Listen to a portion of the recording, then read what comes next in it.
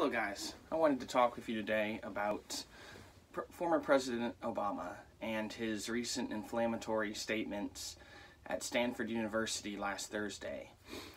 So, our former President Obama gave a little speech about an hour long at Stanford, and he made a long diatribe about he had quite a bit to say about misinformation or disinformation, these words used pretty interchangeably, and how it's on social media and how it's affecting democracy. He basically says that disinformation on social media is hurting democracy, killing people, he says, in the form of COVID-19 misinformation and vaccine hesitancy, as well as the January 6th riots, or he calls in no uncertain terms an insurrection, which to call it a riot versus an insurrection, if you call it an insurrection, that is a liberal stance on what happened. That is a left-leaning stance on what happened. Insurrection, I believe, is strong language, is inflammatory language in its own right, because what we saw on January 6th had there was no call to action as far as entering the Capitol from President Trump. There was no call to action to entering the Capitol itself, or for doing anything violent. There was no call for any of that. Not that anything particularly violent happened. In fact, most of the violence was enacted upon the actual rioters on January 6th, and one cop who died of stress, something stress-induced. And so he says that, yeah, disinformation on social media is basically killing people, because it's hurting democracy and killing people, is what Obama has to say, which is a very strong and different stance from where he stood as president. When he was president, and of course before Donald Trump rose to power, he was an avid supporter of social media, and he had to appreciate and acknowledge social media's role in his own presidency and in his own rise to power. That's Obama. So for Obama to see how his own presidency has benefited from social media and the power he gained through social media, and then and again, Obama to this day is, I believe, he is the number one. Maybe he isn't the number one Twitter user as far as followers go, but I know that as far as like political figures, he's got like 131 million subscribers. That's more than Elon Musk. That's more than Donald Trump. He is still a very, very powerful, if not the most powerful person on Twitter based on number of followers. So Obama still has a huge presence on Twitter. Still relies on social media.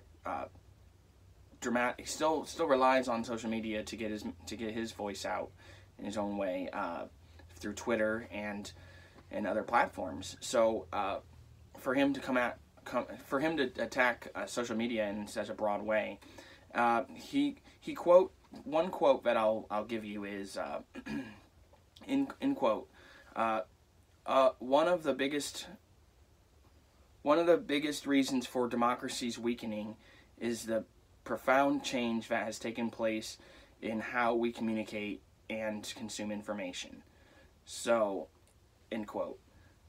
So, basically, he believes that the changes that have occurred in I'd say the last 15 years, but really in the last 10 years more so even, has been this change into how we consume information.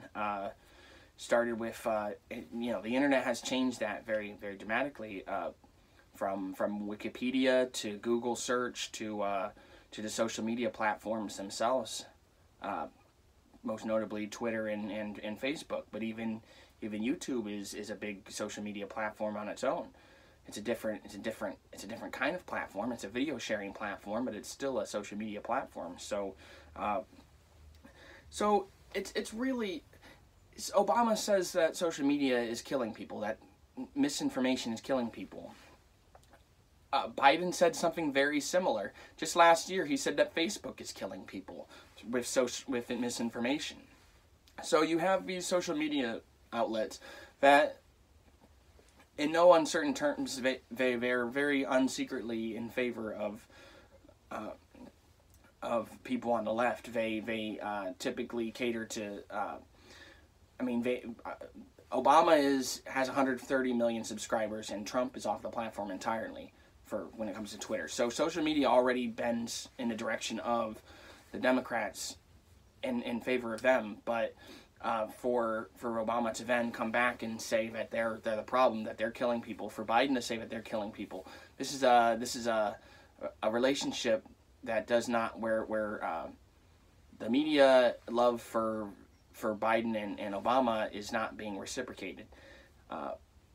Or at least it doesn't appear to be. And in fact, Obama and Biden have made very inflammatory statements against them, saying that they're killing people. Biden said it last year. Now Obama's saying the same thing, essentially, that that social media and misinformation is killing people, which is crazy. I mean, the internet is here, and it's not going anywhere. Social media is here, and hopefully that's. Sure, there are big changes that need to happen to social media. Obama talks about. He says that social media should be subject to regulation to curb the flow of misinformation. And I agree that social media should be subject to regulation, but I believe that it should be to do the exact opposite thing. Social media should be regulated in order to protect the flow of disinformation, in order to protect the flow of free speech, because disinformation is a form of speech. It's a form of information.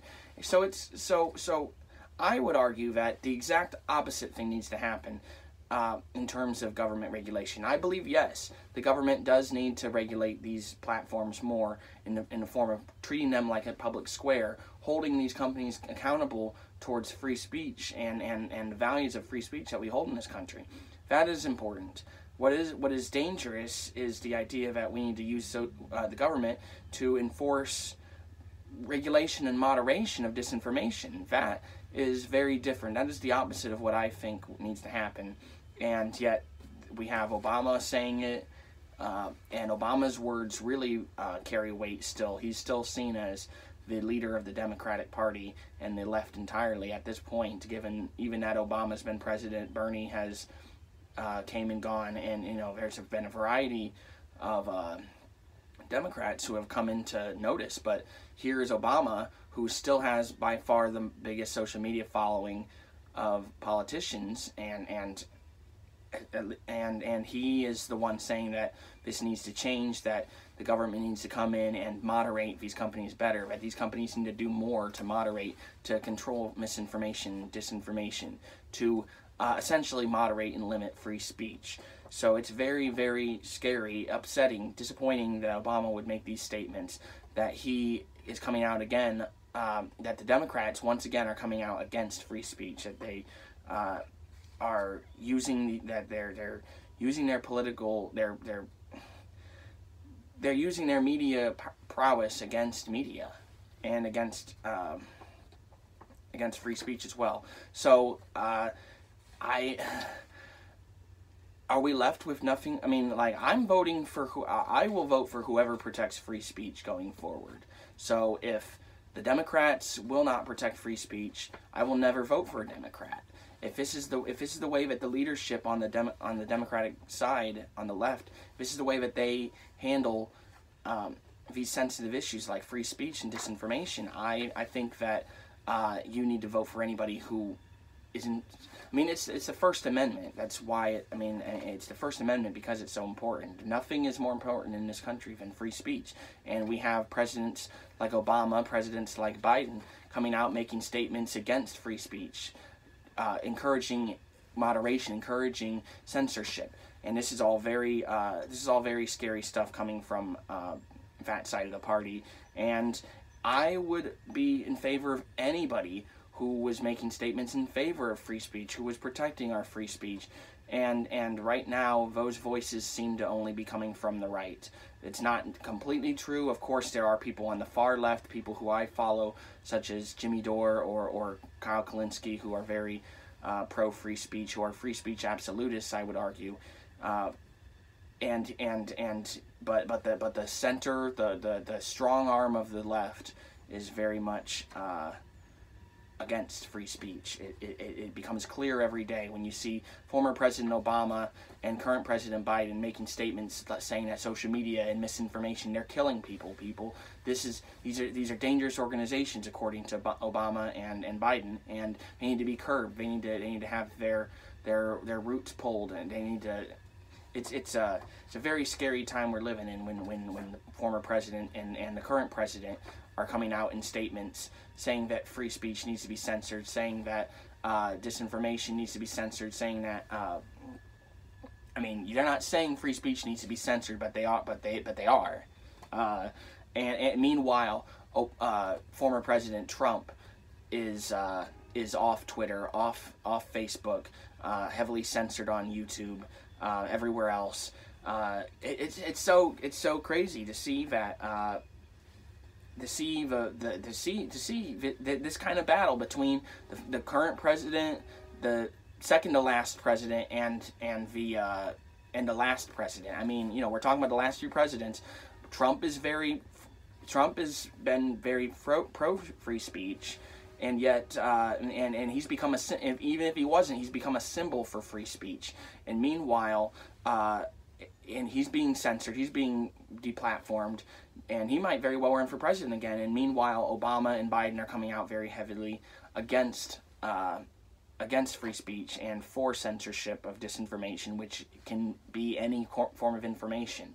It's very, very hard to distinguish disinformation from information, from, you know, lies from free speech. That's why we include everything as free speech, even things you don't agree with, even things you believe to be flat out lies. You still allow them because you allow people to make up their own mind. And it becomes very clear in Obama's statements that he does not believe very strongly. He does not have much faith in his own constituents. He does not have faith much in the American people. He doesn't believe that the American people can make up their own mind and that we can actually have some distinguishing of truth versus fiction, of lies versus reality.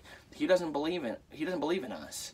And that becomes clear every day that Obama, the Democrats, they don't believe in us and our abilities to understand the news, and in turn they want to close it in even further. They want to tighten it, and that's only going to create more backlash. It's only going to create more resistance by the people, and it's only going to further alienate the Democrats from free speech loving Americans. So anyway, thank you guys.